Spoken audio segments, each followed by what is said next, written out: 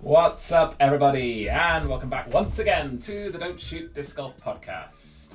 I am in your ears and eyes, and my name is Harry Messenger, coming to you live from my studio in South Manchester.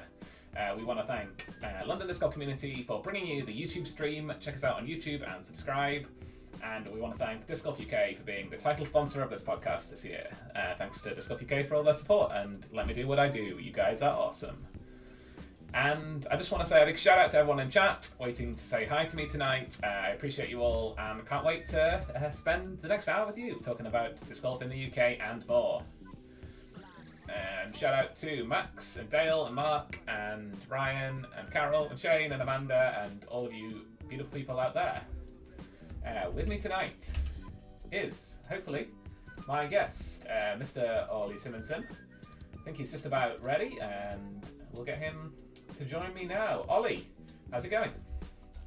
Hello, Harry, how are you? I'm very well, thank you. How are you? I'm very well, thank you. And yeah, we'll switch to the more vibey music, and welcome back to the show. It's been a hot minute, as they say. Yeah. How have things been going? Yeah, all right. It's been pretty busy with London Disc Golf Community over the December-January periods. Haven't been playing much disc golf, obviously, because of everything going on at the minute, but I've seen a lot of people been out practicing in the field, but I honestly haven't had the time to do that. And I find it a bit lonely to play by yourself. I know it's kind of a bit ironic to go out, do the practice, but I like playing with other people, and Sure. I need a bit of motivation to go out and play with people. Just going out and throwing some discs in the field, I find it a little bit boring, but that's just personally me. I like playing. Yeah, I totally get that. And for me, it's also a bit boring, but I know it's the best way to improve, so I still try and do it. I'm gonna put the lights on because it's a bit gloomy in here, and we can't have gloomy when we've got some kind of party atmosphere going on in the music. I got Jason dabbing in the chat, so yeah, glad things are going for London Disc Golf Community. I see your Power Pocket hoodie is being pride of place. Yeah, I got that from Craig Gardner, so shout out to him. Thank you very much. Sweet. Helping out, and I've obviously got his son on Team London Disc Golf Community as well, Ryan. So shout out to Ryan who's in the chat. Shane and Jack are made on the team as well. So really excited to bring back Team London Disc Golf Community and be pushing the sport forward. Yeah, loads of big news, and really cool to see that going on. And I'm excited to start getting some team competitions going in the UK. I think that'll be a fun one. We can get Team London Disc Golf Community versus Team Ace versus Team Disc Golf UK, and a few more down the line as well potentially. So very exciting. I know there's been a lot of like disc golf club rivalries, friendly rivalries, of course, in the past, and that's obviously will continue. But yeah, I think it'll be a lot of fun to have the disc golf companies kind of compete as well, either on social media or at events, and I think it'd be a lot of fun to push each other forward and help the sport grow. Definitely, yeah, it would be really cool to see. It's something I would love to see on the pro scene as well, because there's such a sort of strong manufacturer rivalry that the fans perpetuate on social media, but I don't really feel like we see it in the flesh, so to say. So I think it would be really cool to have a tournament where every manufacturer sends their 4 top players or whatever, and they duke it out. I think there's potentially some disadvantages to that as well, but I think it would be, for the fans' side, it would be really cool to see. I think it'd be fun, and it'd be something like Jonas Silver Coast would do it. I mean, they do kind of the skins match where they have one player from each manufacturer. Yeah. And I think that's pretty fun how they do that. And then you can they can kind of show off their brand and be like, yeah, this is the better one or whatever, when there might be very little difference between the putters, for example, or the drivers. But still fun to see the different players sponsored by different companies kind of come together and it would be really great to see, and it would be another aspect of entertainment to add to the big sort of catalogue of entertainment we get these days, with various things going on. And speaking of things going on, let's transition to the UK disc golf news. and we'll more formally talk about what has been going on right now. So yeah, once, as you guys are aware, we're still under stay-at-home directives from our politicians and government. And while we wait for things to progress back towards normal, the official message is still stay at home, don't go to the course, and practice your putting. And something that we've been doing. And yeah, it's one of those things that we're going to talk about later on in the show, Ollie, because I want to give a little spoiler for something we're going to do this second half of this episode, which is the, I believe, first UK disc golf tier list. Hopefully it's going to be a little bit spicy, a little bit controversy, but should be good content. And we're going to be rating 32 of the most prominent, in inverted commas, UK players on their putting ability. And we're going to be sorting them into tiers, starting with outstanding and ending with troll. So that should be spicy. I'm quite nervous about it because it's you're going to end up offending someone, right? And, oh yeah.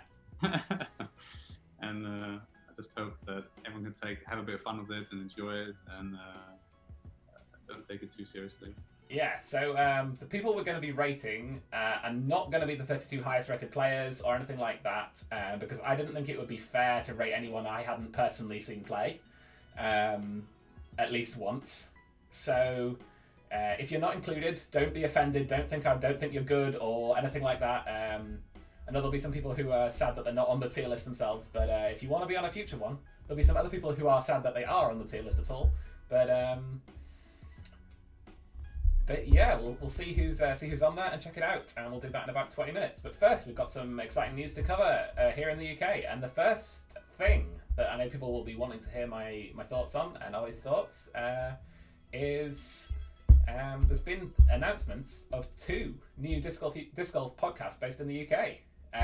So as the host of a disc golf podcast in the UK, I'm very excited about the fact that there's going to be more people in the space. Yes, so we have the first one up, which they had the first episode announced today. It's called In the Chains, and it's got Dennis Jones, Thomas Bowen, and Duffy. Don't have his last name, you're going to have to put it down in the comments. But 3 guys, or 2 guys from the UK, 1 from America originally, I think. I finished listening to the podcast about half an hour ago, and its first reaction was that it's very English. Let's just leave it at that. But I think you've got to start somewhere. The guys have only been playing since August, so I think it's really good that people getting into the sport, and rather than just playing, but taking it to the next level and doing something that they're interested in. And what better way than doing a podcast, creating more content? That's what we all want. That's what we all want, right? Yeah, I love it. I love the idea that there's more content in the UK. And firstly, hi to Rafa. I saw that you said hi on Facebook, and now you said hi on YouTube as well. So good to have you here. But yeah, it's something I'm super thrilled about, because there's going to be more people making content in the space, and it's 3 people who I have never heard of or met. So no offense to them for not having heard of them, but it's so amazing to have people that are into disc golf enough in this country that they want to make content about it, but I've not come across them, because we've always been such a small community. Yes. That it's wonderful. I don't know any of these 3 people. They talked about Bedworth on the podcast, so I've only played up there a handful of times. So, it's great to have more people in. For sure. I've not had a chance to listen yet, but I'm definitely going to listen. I would suggest you all do so and give them some feedback. That was how I grew as a podcast host, getting some feedback from you guys. You telling me what you like and what you don't like so much. So and if any of you guys hear this, I'm looking forward to hearing what you've got to say. If you've got any questions or I can help at all, hit me up, and I'm always going to be happy to help, because more content is good. And got some people in chat saying there's rivals or disc golf podcast competitions. The more the merrier, as Carol said in chat. We'll get there. Yeah, one day there'll be more content than you guys can listen to all of it, but I don't think we're there yet. So the name is In the Chains, and it's on Spotify. I'm sure it's other places as well, but that's where I listen to it. Yeah, Apple Podcasts, I believe.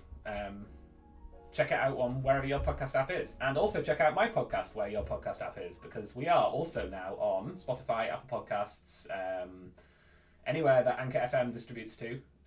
So yeah, check it out. And they asked you could give them a feedback on the podcast platforms. I asked the same. Drop some comments in. And Thomas Bowen is in the chat saying hi. So hi, Thomas. Awesome, yeah. The second podcast that's coming out, I think they're coming out in February. It's Dale John, who was on the show previously, and Robert Nicole. I think I'm saying that right. The name of that podcast is Amside Podcast. So I'm looking forward to seeing what they'll be talking about and what perspective they'll be coming from. But I'm guessing similar perspective, not been playing too long, and they're also playing from a different area of the country, I think, and got different things to talk about. So it'll be interesting to see what route they'll go down and how they go. I found it very interesting with in the chains that there was 3 people on podcast all talking together, and I think flow is very important, and they seem to be communicating fairly well between the 3 of us and no kind of interrupting each other. So I think it'd be fun to see how the Amside podcast goes with just 2 people. Yeah, for sure. So I think something that would be cool to do next week would be for me to give a little 2-minute review of what I think of the new podcast, because it's so different to my show, being pre-recorded rather than live, being audio only rather than video. It's just such a different sort of niche, really, and it's the kind of thing you could listen to in the car, for example, whereas my show would probably work better sitting here watching it live and talking in the chat. So that's really really cool, and I would love to give a little bit of a review to them as well. So I will be checking it out this week. And the same with the Amside. Obviously, we know Dale from his episode on here, and he was great on the mic and really great sense of humour, and had a good time with him. So I'm excited for that one too. So yeah, content's springing up everywhere, and I'm game. I'm down for it. So excited for that. The other thing is, most people probably know about this, but the Wembely Open has been postponed for the 2nd time. So really sorry about that, guys, but obviously you can appreciate that it's completely out of my hands. We can't play when it's not safe to play, so For sure. Pushed it back to the 8th of May as kind of a provisional. But what I will be doing is emailing everyone for Easter, so end of March, to let people know if we can still go ahead on that date or whether it needs to be changed again. I didn't actually realize that there's another event on that same day, only announced on that same day that I announced my date. Pretty much simultaneously. But there's opportunity for both events not to happen or both events to go ahead, and my date changed slightly. Again, it's impossible to plan anything with it being so unpredictable and you don't know. Without kind of putting them on the spot, I did ask the BDJ for help and guidelines as to what tier you can play an event in, and obviously that's a matter of perspective, and there's conflicting information between tier 3, whether you can exercise outside in groups of 6 where you can't have events, and then there's restrictions on travel as well. So I've asked them for a bit of help and guidance as to which tier you're allowed to have an event in.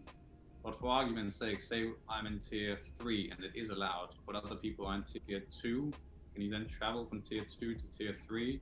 Or vice versa, if we're in tier 2 and people live in tier 3, then they can't come. So do you then wait for everyone to be in tier 2 before you go ahead with your event? Or do you go ahead with the event and then have some people not be able to make it? It's a very, very tough decision. Yeah, it is. And it's going to be a... Sorry to cut you off, Olli. It's one of those internet audio things. I'm having a little bit of trouble with your... But yeah, it's tough to plan other events as well. Because obviously I wanted to do... This was planned for November last year, and I want to plan other events for the rest of the year. Well, again, you can plan the event all you want, but when it comes to choosing the date, it's all up in the air. So it's really annoying and really frustrating to have to deal with that. But just have to take it as it comes, really. And I think there's going to be events kind of put on last minute, and people are going to have to jump on it if they're available, and if they're not, then there'll be other events that pop up randomly. I think that's going to be how it will be for the next year or so. For sure, yeah. I think especially until the summer, we're going to be accepting this as part of how running disc golf in the country is going to be, and we're going to have to adapt to the situations. But we're going to make the best of it, and I just personally can't wait to get out and play some golf. So hopefully it will all come full circle. Yeah. And if you're going to be playing some golf, you're going to need some frisbees to play the golf with. And you will have seen at the start of the show that London Disc Golf Community's logo is back on our intro screen as our official YouTube sponsor. And we've got a cool deal for you guys in the chat. So Disc Golf UK stepped up this year and is paying for all of my podcast costs. So that left me free to make some different deals with some other sponsors, and the deal we've done with the London Disc Golf Community is really cool. So it's going to get you guys something cool as opposed to paying for running the show this year. So let's tell them about it, Ollie. Let's get the banner up. There we go. So for anyone that watches Don't Shoot, you get £5 off when you spend £30 or more, one per customer. That voucher is valid from now until end of the year. And then hopefully next year we'll renew our sponsorship again and come up with something either the same or something different, see how people go. Yeah. And not only do you help to support London Disc Golf Community, you help support Harry as well. Tell them about it, Harry. Yeah, so something that I love to do for you guys at the end of the year is a big giveaway. You guys will know that we've just finished doing last year's giveaway, and we are already plotting next year's giveaway.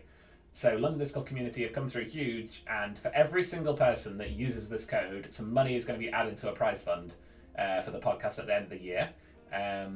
There is no maximum cap, I believe, but there is a minimum. So we're definitely going to be able to give £50 worth of merch goodies that I will get to pick to you guys in the Christmas giveaway.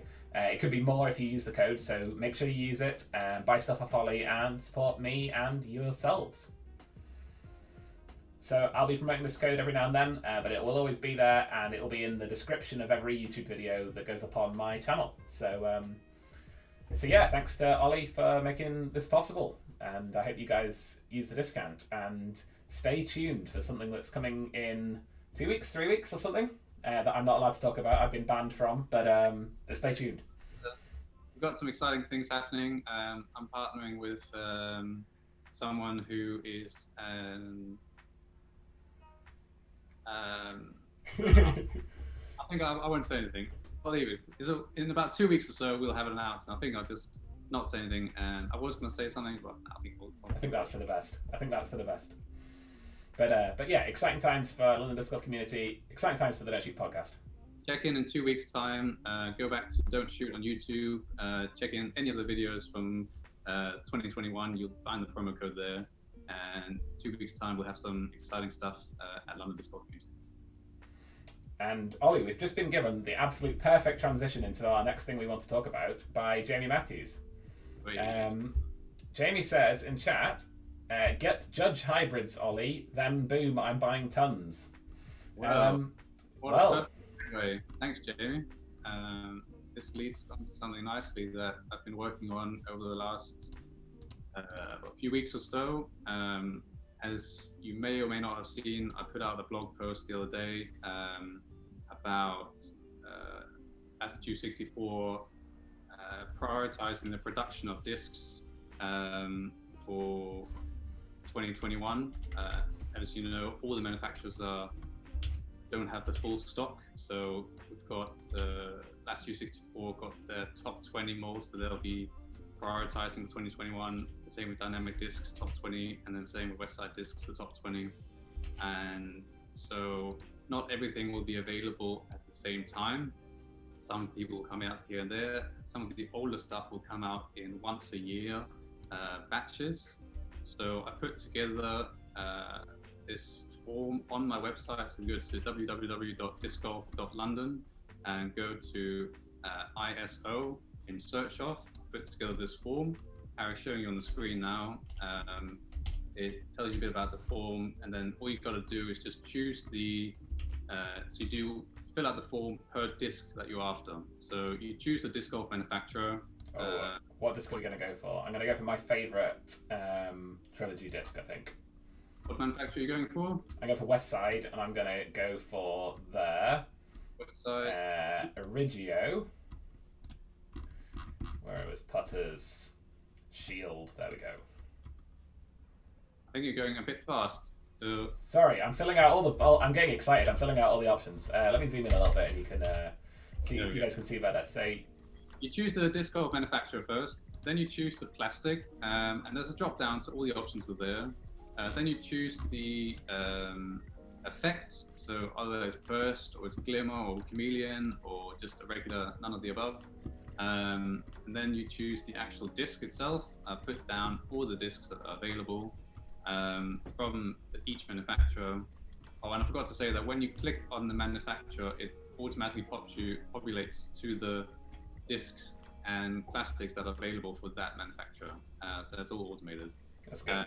Then you choose the weight. You choose multiple weights, so not just one, but multiple if you have a bigger range, or if you can just leave it unticked if you don't have a preference. Just leave it blank if there's no preference in weight. And then the next thing is the color, I believe. Yep, there we go. Then you can choose the colors that you want, or just leave it blank if there's no preference at all. So you might want to say yellow, orange, red, or you might whatever.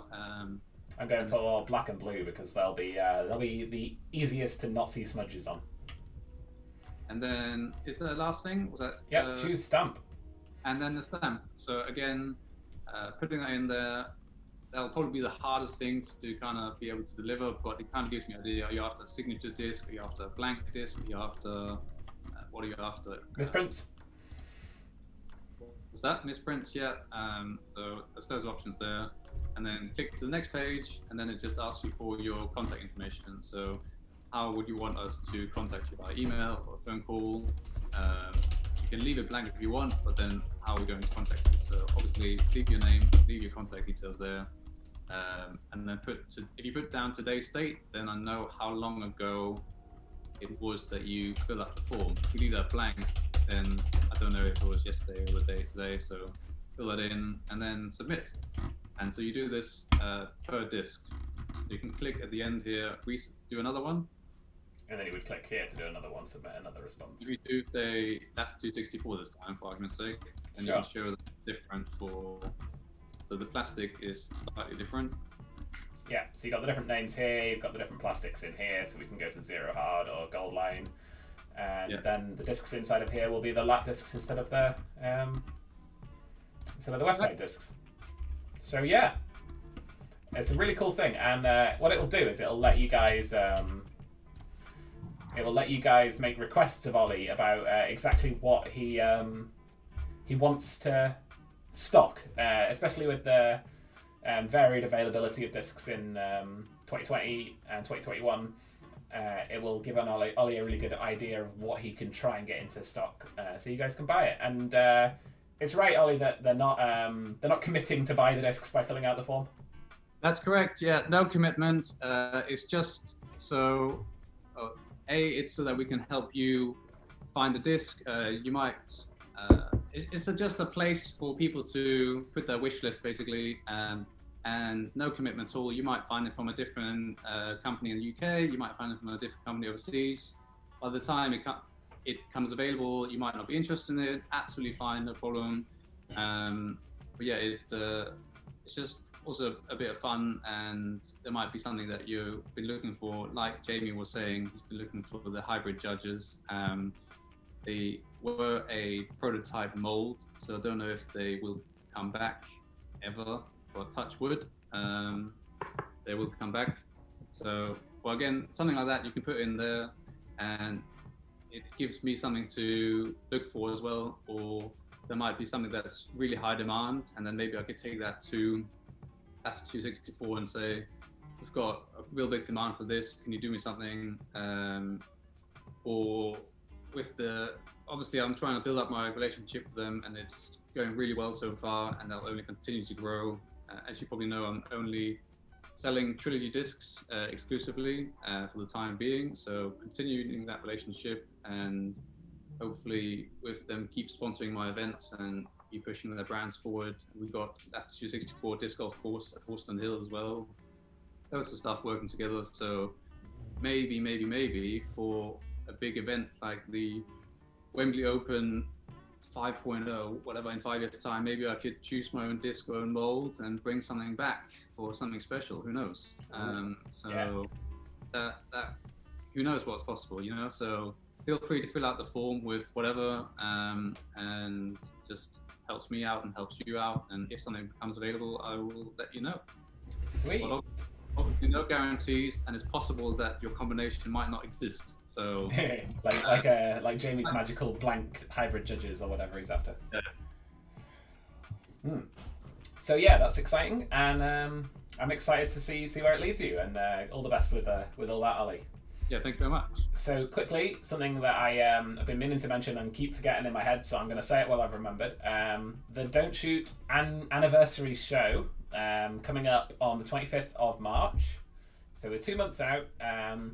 We're going to be doing an epic disc golf auction. The show's going to be 2.5 hours long, I believe.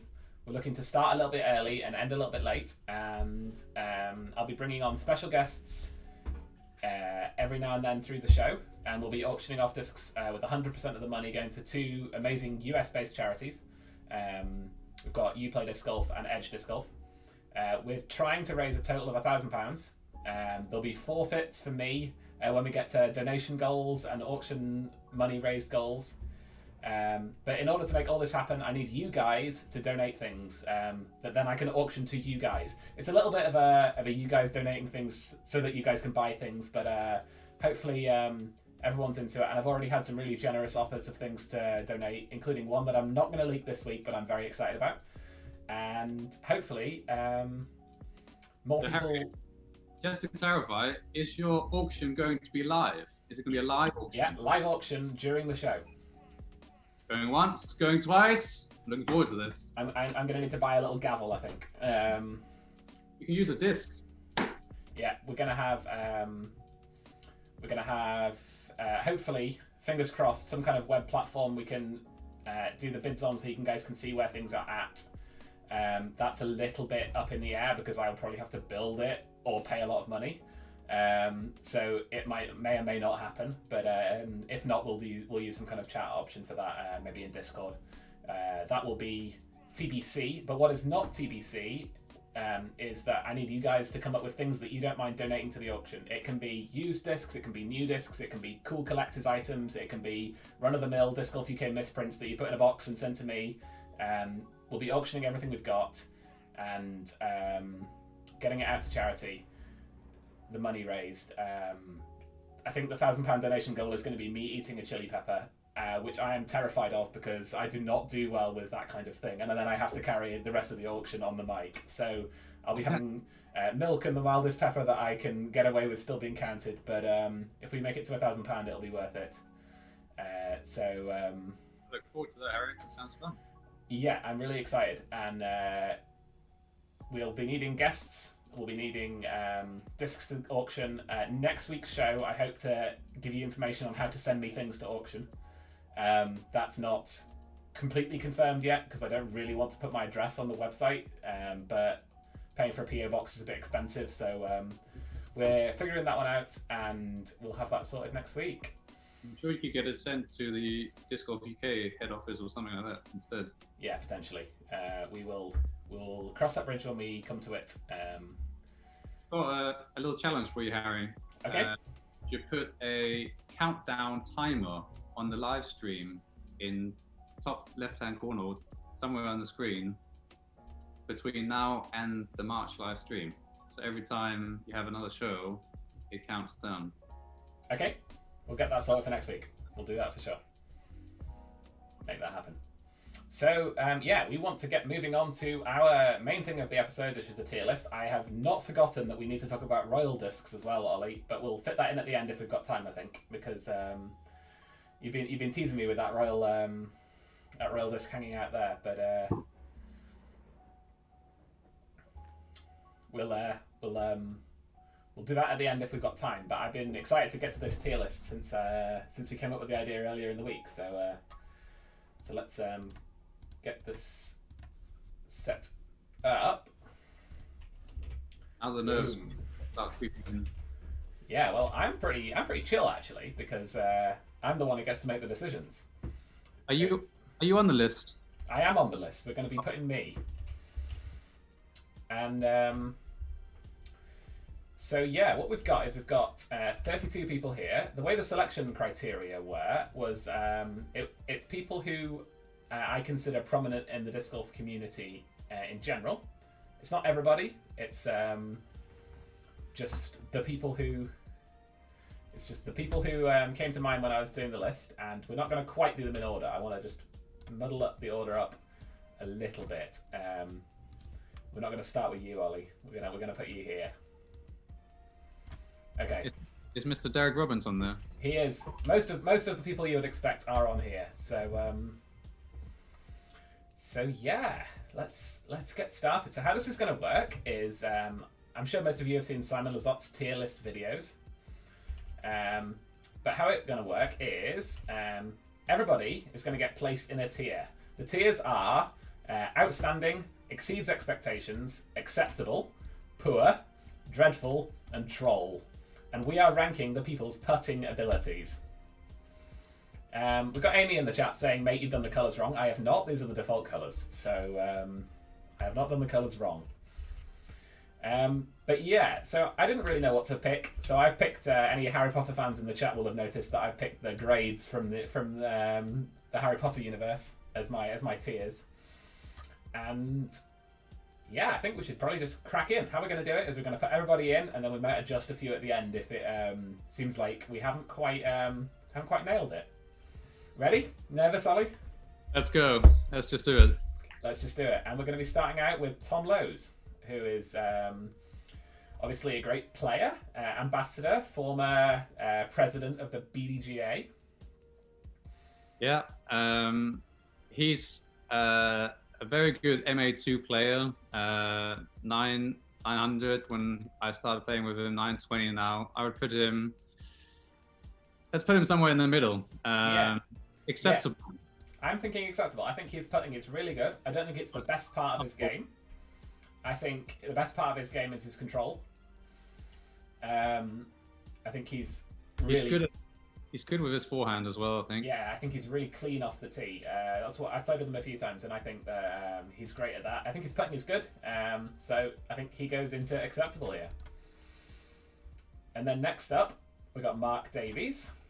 Mark, stalwart of the British Tour, well-known player, especially on all the mods events.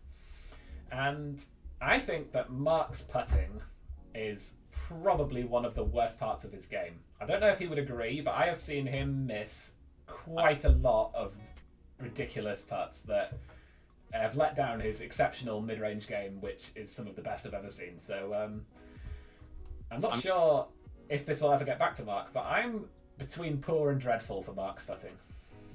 I mean, I think I would probably say poor because I'm nice, but I mean, dreadful sounds really horrible, right? But what's the difference between poor and dreadful? Let's just make like a criteria. So it's missing 5-meter putts. Yeah, well, I think dreadful is where the thing that lets you down in your tournament performance or your general performance is your putting. I think it's when it's the worst part of your game. I think troll is either below that or when people just take the piss with it. I don't think we have very many people, if any, going into troll tier here, but let's put him in dreadful.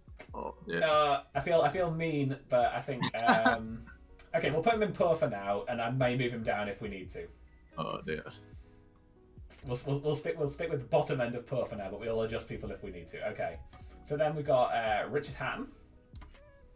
I haven't played. Maybe I played one round with him. I haven't played, or even that. That's not true. When I first played disc golf in England, I came from New Zealand. I'll make it real quick. Sorry, guys. I came from New Zealand back to England, and I played around one of the mods events with Richard, and he put me on the card with him, and he was actually quite good. That was 4 years ago now. But anyways, back to his putting. I would say acceptable. He's a good player. He's a 9. 930, It varies. It varies. Is he? But yeah, I think it's between exceeds expectations and acceptable. But I think I'm going to go with acceptable. I'm going to put him this side of Tom. I think his putting is excellent, but I think it's not the best part of his game, and that he himself would put him here. So I'm good with that. I mean, exceeding expectations, that would make you what, the best part of your game, and then outstanding would be you're the best putter in the UK. Yeah, I think outstanding is going to be 2 or 3, maybe even just one person. I think probably 2 or 3. The best putters in the UK. So you have to not only have putting be one of your main strengths, but also be one of the best players in the country. Whereas I think exceeds expectations could have some other people in, as well as some of the best players whose putting maybe isn't the best part of their game. So yeah, we'll mix it up. But we'll move on to Nids. Ian McNidder, MA2 stalwart and poor. Nids is putting. It's nothing compared to his forehand. It's let him down a few times. I know he's the kind of person who will show up and shoot a 920 rated round one day and an 810 rated round the next. And I think things like that, inconsistency in your putting, I'm going to put him in poor. Inconsistency, I would agree. It's the inconsistency that puts you in the poor category. Dreadful would be that you're bad at putting the whole time. Poor, I would say that you're inconsistent with good and bad putting. So I would agree that he should go in poor. Cool. So now we're moving on to former Don't Shoot guest, Charlie O'Brien. Well, to have our first exceptional exceed expectations. He's a young gun. He's trained hard. He is good at putting. And whenever we meet up, we always do putting competitions together. I would say that he's either exceed expectations or acceptable. He's going into exceeds expectations for me, I think. I've played with Charlie a few times, and I'm always blown away by how consistent his putting is. It's one of the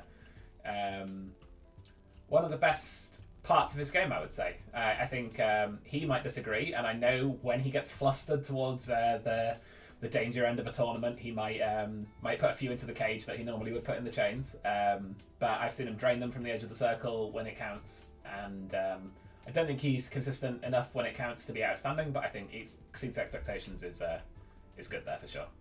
It looks like, correct me if I'm wrong, but you're missing his younger brother. I know, he's coming up. He's right here. Oh, there he is. Sorry. He looks like his dad in that photo, but he's here. Jamie. No, so we've got Jamie first. Yes, Jamie. Right. Okay. So, this is going to be harsh to Jamie. I'm sorry, Jamie. But putting indoors inside of your workplace into an empty basket does not count as being good at putting. No. And I've never seen anybody miss as many ridiculous putts and make as many ridiculous putts as Jamie. Troll tier. Jamie's putting is trolling. It's not. I don't think troll tier is necessarily worse than dreadful. But I would agree. But you put him in the troll? I'm putting him in the troll tier because it just doesn't make sense. Every now and then you'll see him make 30 in a row from distances that just don't make any sense at all. And then you'll see him miss 3 tap-ins in a row. And it just is inconsistency. It's... I would say that that's probably the last time you've seen that from him, because he is dedicated. He's putting in jamming disc over YouTube, and he's now moved up to MPO. And I can't speak highly enough of him. He's putting in the time, the dedication, and he will be overtaking me within the next 2 or 3 months, no doubt about it. So also you'll go from roll to outstanding by this time next year. You'll see. There's the bold prediction, and I don't think I disagree. But also this year he has switched. Not this year, but in 2020 he switched primary putter, which mold he's putting with 4 or 5 times, and that is just nuts, right? Like that might play with some of the inconsistency that you were talking about, is that he hasn't committed to a putter and tried that. But I think that's normal though, for people to not necessarily find the one that they're looking for straight away. Me personally, I'm still looking for a trilogy putter that works for me. I'm using the Pure at the moment, and it seems to be pretty good, but it's still missing a little bit. But have you tried the Shield? I I believe so. Yes. Yeah. I'd get your hands on a shield and have a go with it because that's my favorite trilogy putter. Well, I might move on to the Royal. Ooh, spicy. Let's talk about that if we get time. The way this is going, we're not going to, but we'll see. We'll see. Let's get the next few in. We've got Joe O'Brien coming up next. Well, Joe might be one of the top contenders as well. Is he better than Charlie? I'm gonna say no at putting.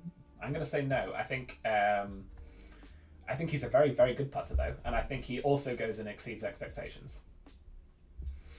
I would agree. He's up there again. He's all the O'Briens put in the time, the effort, and it's a routine for them. It's a lifestyle for them. They put it in every day, and they are at the top there when it comes to UK rankings as well. And yeah, they really are. And I haven't played with Joe as much. I have played with him, but I haven't played with him as much as Charlie. But from what I've seen, I think he's right up there with his putting. I think it probably needs a little bit more work than Charlie's, but I think it's still better than acceptable. So he's going into exceeds expectations. He also came to Austin Hill and played around with me and absolutely smashed me out the water. So that was on the Wembley layout as well. So he's definitely getting better, and he's doing good stuff at Essex University as well. So yeah, well, he had a spell during the last season where he just creamed everybody for a month or two. So yeah, massive potential. Okay, Mr. Derek Robbins, the OG of UK disc golf. What are your thoughts? Should we put him on the troll? You could easily, couldn't you? I've been thinking about it because you could put him here, or here, right? The reason I say troll is that I think he doesn't necessarily take his putting as seriously as everyone else does. He does turbo putts, which is like an upside down putt like this. He does. And not only turbo putts, he holds the disc upside down when he turbo putts. Yeah. It's an odd one. I think I'm good with troll tier for Dell because really I don't even know where to start because he's so consistent at everything else in disc golf that you would think he would be up here, right? But then also you see him decide to turbo putt from 3 meters and hit the band, and then you just like don't know. So troll it is. Troll it is. I think that's fair. Okay, moving on to Josh Birmingham. You can just about make out who that is, but it is definitely Josh because I got the picture off his Facebook. So Josh is another one similar to Jamie Matthews. So I don't know what Ace are doing, but they're pumping some fuel into their players to make them go out there and progress and keep practicing and keep playing every single day, creating content. And again, Josh was 900 when I started playing with him, and he shot up to overtake me easily now by at least 2 or 3 or 4 strokes. So he's definitely up there. In terms of putting, I've been putting in acceptable. I don't know if he's in the exceeded expectations quite yet. I would put him in acceptable. Yeah, so I think I've watched him drain enough putts that he could easily be here, but I think I've also watched him miss enough putts that I'm going to put him right in front of Richard Hatton. He'll like that. In front of Richard Hatton, but not quite on the consistency and confidence level that you need to be in this one. It's my point. Okay, so here we go with John Tweed, British match play champion, cool as ice under pressure. I would put him in acceptable as well. You think? Would you put him in poor or exceed? No, I would put him in exceeds expectations. I think John Tweed is an excellent putter. I've played with him a few times, not that many, but he is a good putter. Does he exceed expectations for putting? I'll allow it. He's definitely a good player. He's getting up there, but does he have the consistency? Or maybe you know the answer to that. I don't know if he does have the consistency, but what he does have is he has the clutch factor. If I had to pick a UK player to make a putt for all the beans, it might be John Tweed. So I think that's the reason to put him in exceeds expectations. Good. Okay, so Scott Rickard. Scotty Rickard. Is he? He's not dreadful. Let's just be honest. He's not dreadful. Is he poor? I don't know if he is. I'm trying to remember. I've played with him quite a lot of times. The last time I played with him, he aced in the warm-up for the tournament, which put the fear of God into me, but then didn't particularly play well, so... I would say poor. I don't think he's as good as the other three in acceptable. I think he's as good as the three guys in poor. I think so too. But not necessarily saying he's a poor putter, but I'm saying he's probably on par with the other two in the category. Yeah. Okay, so then moving on to me. Well, I think I'm an interesting case here, because I would say that my putting is probably the best part of my game, but also I would definitely say that my putting isn't as good as people in acceptable. So I think I'm going to have to put myself in poor, which I don't like. if I had to choose, I would probably put yourself in poor as well. I think so. But yeah, I've got massive confidence in the fact that I will be going up into acceptable later. I think the main difference between the poor and the acceptable is the consistency. Being able to hit the edge of circle parts and having consistency. Yeah, but Shane has a good point in chat, which is that my step putt is on point. So does that bring me up? Probably not. I'll put myself at the top of poor. I would back myself in a putt off versus these guys maybe, but definitely wouldn't in the putt off versus these guys. So are you still playing MA3 or are you MA2 now? MA2 now. MA2 all the way. Are you 900 rated? Not quite. Get there. You'll get there. Yeah, 880. 880 something. 1 maybe. So right. Yeah. Adam McCrory. Okay. Adam, I love you.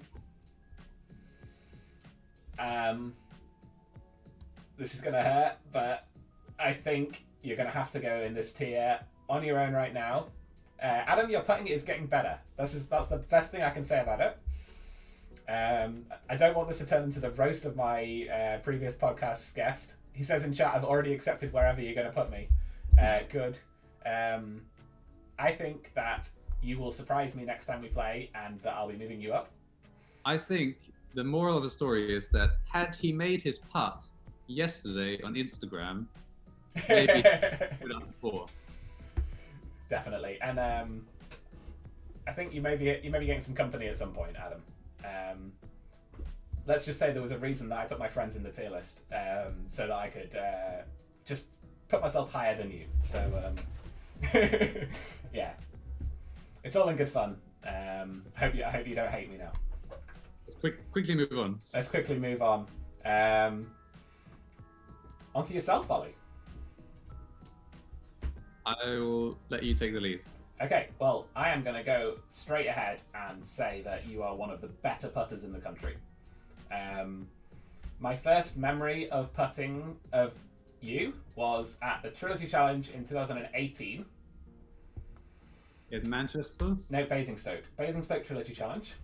Okay. And I didn't know who you were. I'd never met you before. Everybody else was putting onto the practice basket, which was in the middle of the square, 18. And making a pig's meal of it, and then getting frustrated and resting and laughing, and the entire time you were there putting practicing from outside the circle and just canning everything. That was my first time I ever met you. I think your putting is I think it's... Am I going to do it? Am I going to do it? Can I do it? Can I get away with it? Will you let me? Let's just say this. I don't think your putting's the best in the country. Let's see if anyone else gets to join me up there. I think we can do it. I think we can. I think it's definitely the best part of your game. I think you're one of the... You were fourth on the British Tour this year? Oh, sorry, British Tour 2019, the last year that actually counted. Yeah. I would agree that putting is probably the strongest part of my game, yes. It's probably the thing that I practice the most when I do practice. I don't practice driving or approaching very much. I practice putting. I play very aggressively, so I always go for the chains. I very rarely lay up, which means that I can make some nice long putts, but I've also been punished a few times. So, but for sure. What I tend to do is say I land. It enables me to change my game plan a little bit, so I don't necessarily have to land inside the circle to be confident. So I could throw the disc and not necessarily at the basket, but to the left or to the right of the basket, and then be still confident that I have a shot at making the putt. For sure. And I don't think saying that your putting is outstanding is shocking to anybody at all. Really, I don't. We'll see what people have to say about it. This is not Olli's decision, but I'm gonna leave it there for now. We may move you around. Thank you. Well, let's carry on. And we'll move on to James Luton. So you guys know James Luton, one of the highest rated players in the country, and I think putting is not the best part of his game. I don't think it's the worst part of his game. I think it's sort of intermediate. I think his game is very good though, as a whole. So I think I'm going to put him, you can tell me if you disagree or not, I'm going to put him in his exceeds expectations. Because his overall game is so good. I've seen him miss some awful putts, but I've seen him be very consistent as well. So I think there. I might even argue to put him down in acceptable, because he is so good at his driving, his approaching. He's so much better at everything else. He might even agree that putting is his worst part of his game. So I might even put him in acceptable. But he is obviously one of the best players in the UK, and for that you should be at the top of the table. Okay, well, I think you've convinced me. I think we could put him here. I think his putting's probably still better than Josh's, but I don't think it's much better than Josh's. So yeah, and John Tweed is going to absolutely love being put over him. So we've got that one as well. You're welcome, Tweed. There you go. Cool. Okay. We've got Chris O'Brien next. I might defer to you on Chris O'Brien because I've only played with him for about 3 holes. Yeah, we played at Creeksty together. We've played a few competitions together. We played in Manchester together. We have a nice rivalry, a nice friendship as well. And he's a very good player, just like any of the O'Brien brothers. There you go. But I would argue that both his sons are better than him, so maybe he goes in acceptable as well. Again, yeah. He's a great player, but probably next to James, either left or right. Yeah, I think we'll put him. We'll put him here. How about that? That's fine. Yeah, I think so. Chris is sort of an OG player in the UK. I think he has earned a lot of respect, and yeah, go check out Catch the Spirit at some point if you need Innova, pretty much. And yeah, speaking of OGs to the UK game, we've got Matt Cutler. Matt Cutler making the list, despite playing less these days, I would say. I haven't played with Matt Cutler for a couple of years. We played at the British Open in 2019 at Horston Hill. That's the last time I played with him. At the time, he kicked my ass, so he's obviously good. He's been playing for a long time. He's 40 now, 41. Is he outstanding, exceeding expectations? I'll probably put him in acceptable as well. He's one of those guys that is good all over, but I'll probably put him in the same category as Hatton. Yeah, I think so. I think him and Hatton, very similar, both in their day, very good players in this country.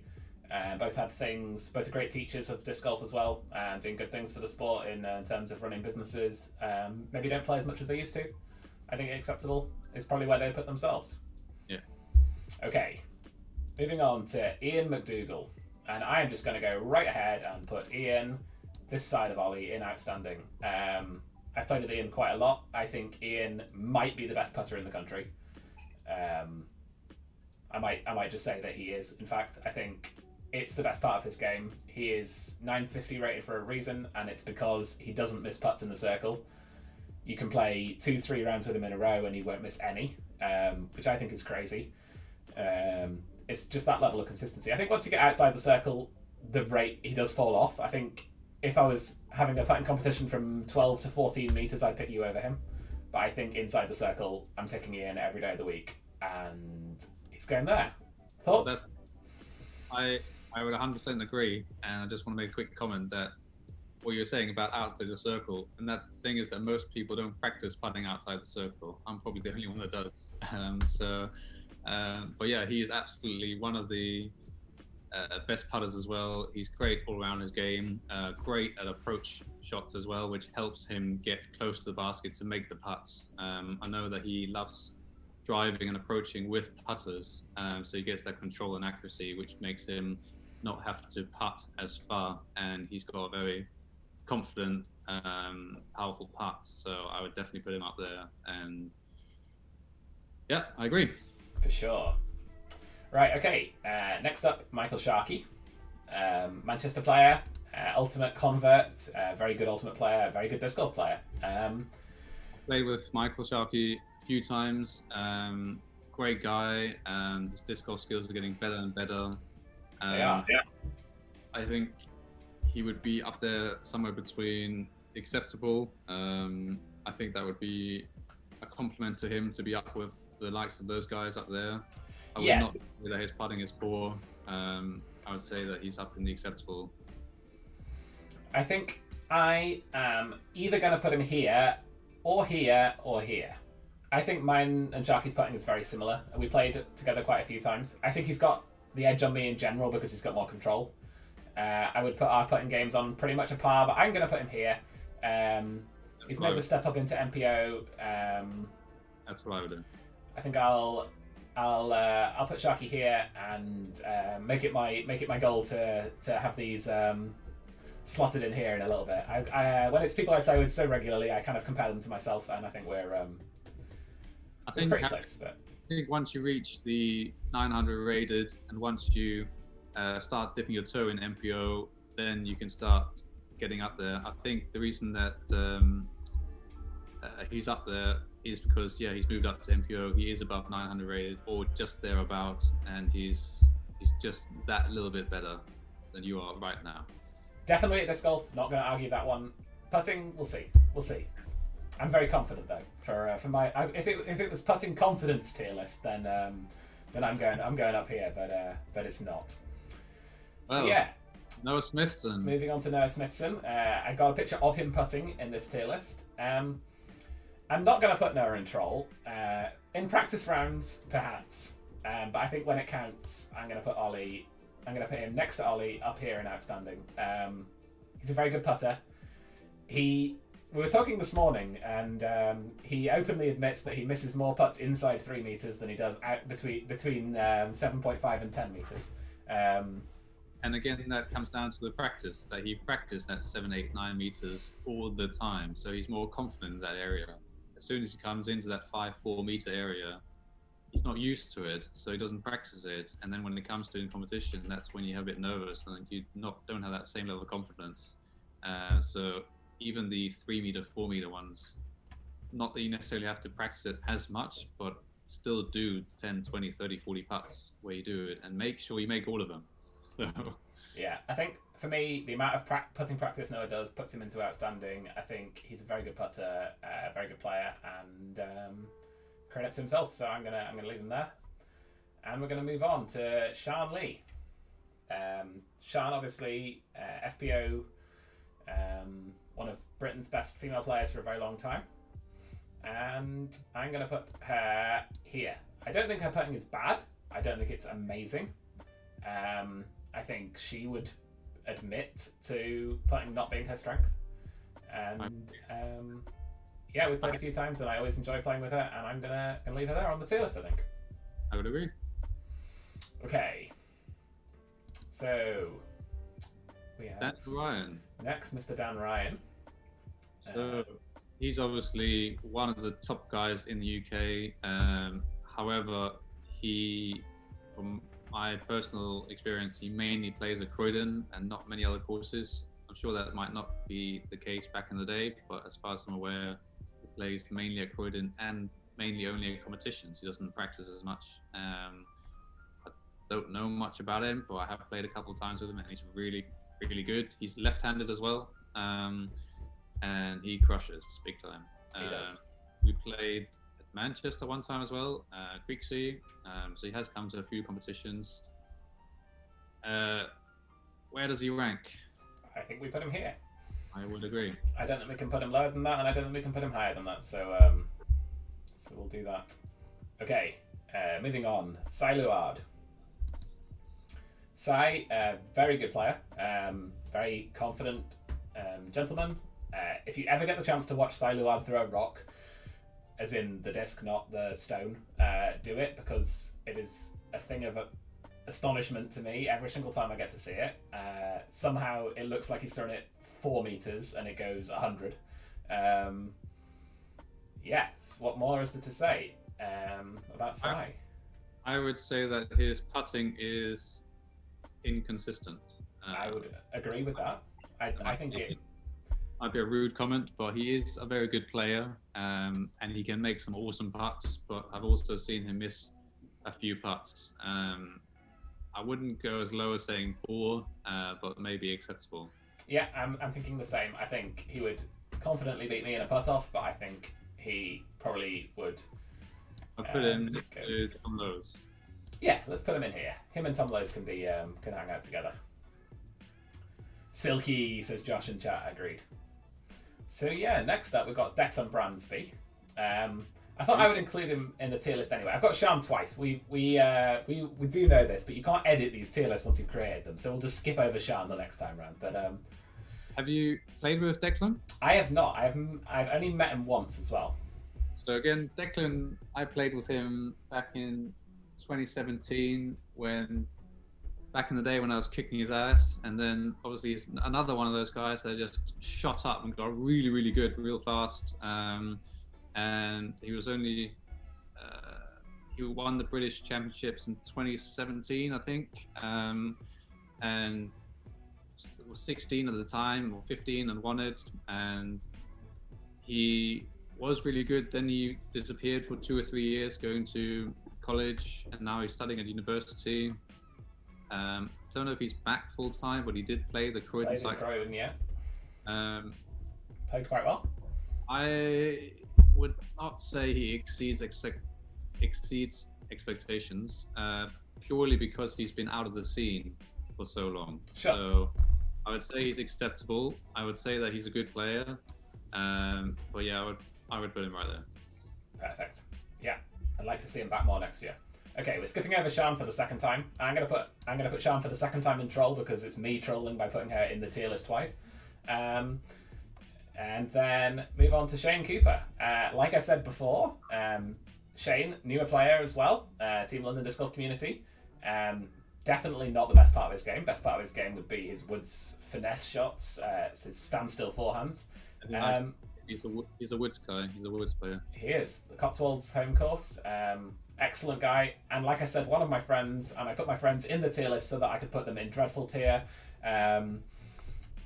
Sorry, Shane, but you know it's true. I hope you're not offended, but if you are, we'll have a part off next time we play, and then you can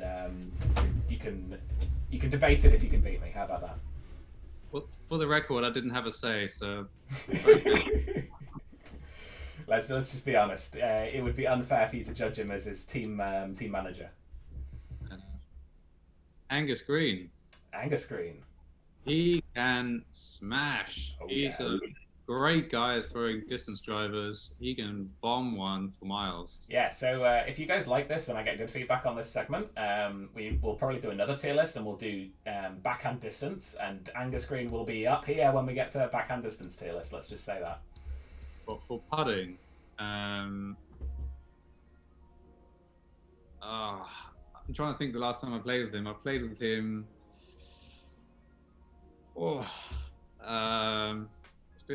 Just haven't really played many tournaments in 2020, so it feels like extra long time ago since I played with people, you know. Yeah, well, I've seen Angus play. I've never actually played with Angus, but I've seen him play a few times, watching other people play, and his putting's pretty good.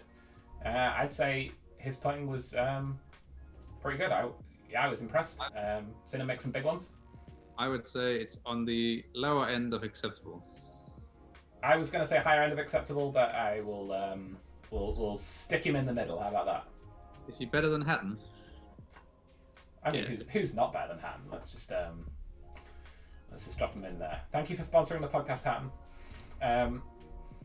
Okay, so we got Rachel Turton next, Scottish player. So I haven't played with her, but she has been down to Horston Hill to play around. Brilliant. I think she even did a video, but I haven't seen her yet. So I'll check that out. But yeah, I haven't played with her, so I'm not really sure. So I also have. She is, but I know she's 900 and I know she's really good. But yeah, I haven't played with her either. I think she is very consistent. I think I've seen her play at Bluebell. I got to watch some of her play. I watched about a hole and a half, so that's not really a lot of time to judge putting on. But I wanted to include her in the tier list because obviously as the UK's highest female player at the moment, she deserves to be here with all these others. And I think I'm gonna put her right here. Does she exceed expectations? Well, that depends on your definition. I don't know whether she would compete in a putt-off with these guys, but I think she has exceeded all our expectations by coming into the sport and being 900 in the first year. But I think we'll leave her here for now. And I think we should put her up to exceed expectations because I think it's exceeding expectation for a woman to come into the disc golf sport and be 900 rated straight away. That might come across really wrong, and I don't mean that way. I'm really sorry, but yeah. I think it's impressive that for a female athlete to come into the sport and play as well as she has, picked up a sponsor and get such an impressive rating and stuck with it. And I hope more people look up to her and carry on. I agree. I'm going to leave her in acceptable, but I do very much agree with what you're saying. And Ed Green. Yeah, so I want to say shout out to Connor and Gabriel in the chat. What's up? Yeah, Ed Green. I'm hoping that you've played with Ed Green because I have never played with Ed Green. I have played with him a few times, more so than with Angus, I think. But as far as I can tell, Angus and Ed are pretty much on par every single competition. I would even argue that Ed is slightly better than Angus from a score point of view. So I would put him right next to his brother. Let's do it. I really had run out of people to put in the tier list by the time I got to these last few, so that's why I thought he deserved to be included. I don't like judging people who I've never played with, so apologies if you're the best putter in the country and I don't know, but you just missed the brother. They got 3 brothers? Yeah, I know. I had to get exactly 32 for my OCD to work, so we got Sean in twice, so next time. Next time, yes, I did get Sean in twice. Thanks for continuing to point out my troll mistake. Cool. Okay, so we've got John Bruce next, representing Scotland. Yeah, and the president of the Scottish Disc Golf Association. And a really good disc golfer.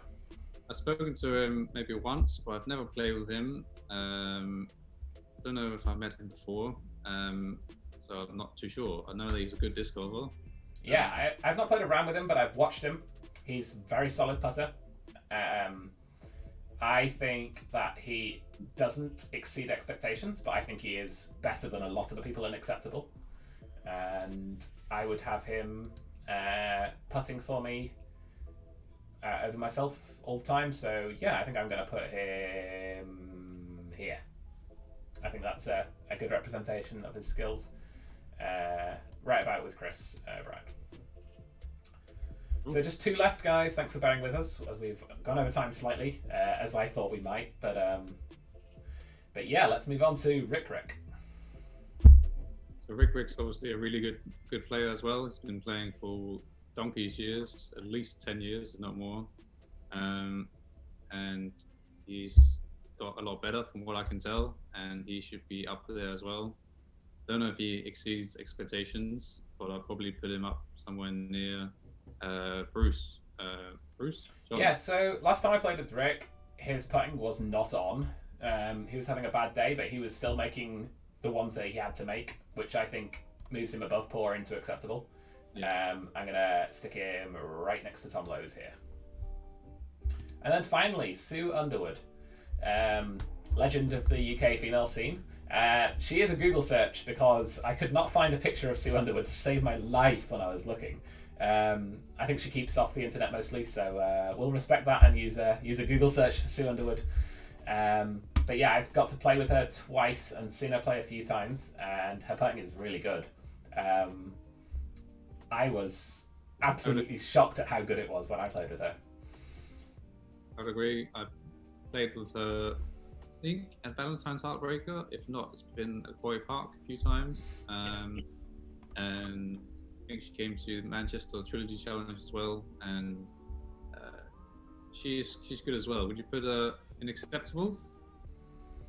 Yeah, I think so. I think I will put her right about in the middle of these guys. Yeah, we'll put her with Sai. I think very good putter, very good player, and definitely a good representative of the sport in the UK. So, Does the chat agree? Chat, this is your chance to contribute to the discussion if you're still here. Thank you for sticking with us. Is there anyone on the list who you think needs to be moved? Have we got anyone wrong? If any of you are here and you think we've got you wrong, this is your chance to put a little argument in. I'm going to have a little look through and see if I think anybody needs to be moved. Let's have a little look. You I think I'm fairly happy. Sam Banner thinks that Chris O'Brien is underrated, I think. I mean, that's true. Chris O'Brien, he is very good. Is he? I would agree, yes, but I would say that both Charlie and Joe are that next level better. And I think there's a reason why we only have 4 people in Exceed Expectations and a lot more in Acceptable. I think it's fairly... I mean, we could put some of the accepted up into Exceed, I suppose, but again, it's relative, isn't it? Yeah, like, I think we'll put we'll see you, Sam, and we'll move him to the top of Acceptable. How about that? There we go. We'll do that. Connor wants to know if we're judging Josh on his first putt or his comebacker. We'll leave that down to you. No, once John Tweed moved into poor. Jamie says it's a good thing that we have a putt off soon. Yeah, me and Jamie are going to be doing a YouTube video of us putting at some point, so that'll be interesting to see. Jamie can make his way out of troll tier. Who else have we got? We've got Shane asking for Harry to be moved into Dreadful. Good thing I'm doing the tier list, so we'll pass on that one.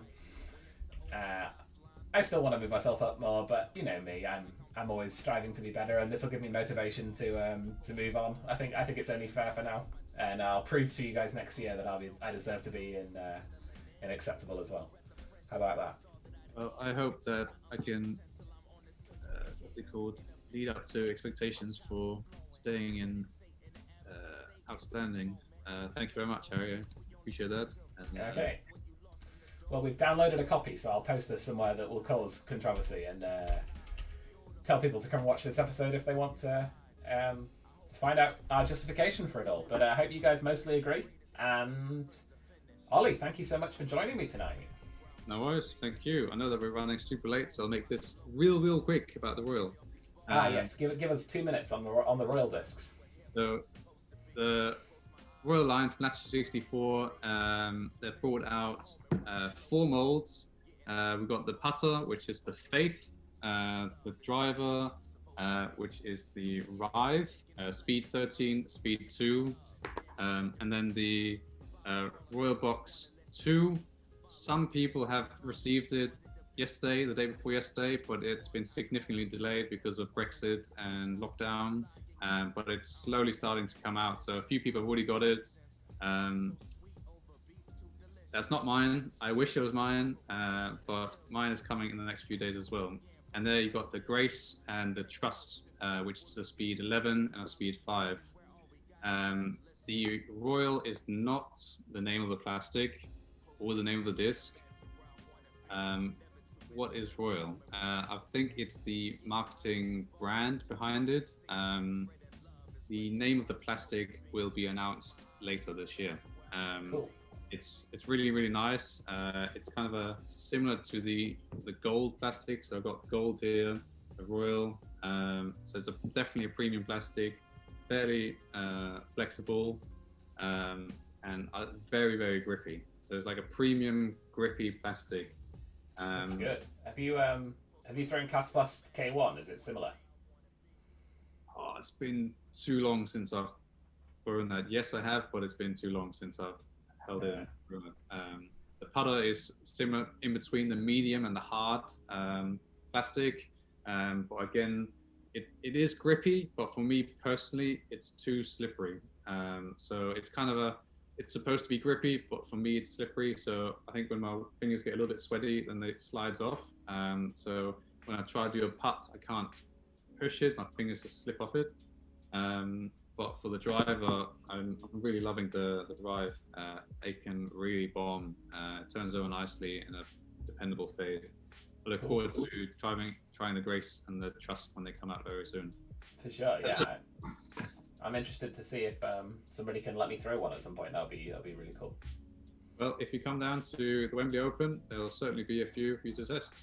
I hope so. I hope we can all meet up and throw each other's discs again soon, because I missed that. And my year-long promise to not buy any discs, 14 days in, still continues. Haven't bought any, so good start. Are you allowed to trade?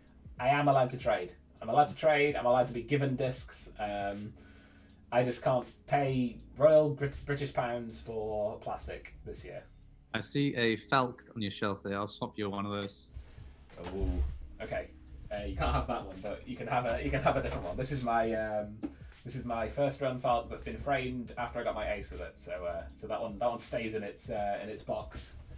But I have got a beautiful yellow Let's Kastaplast stamped.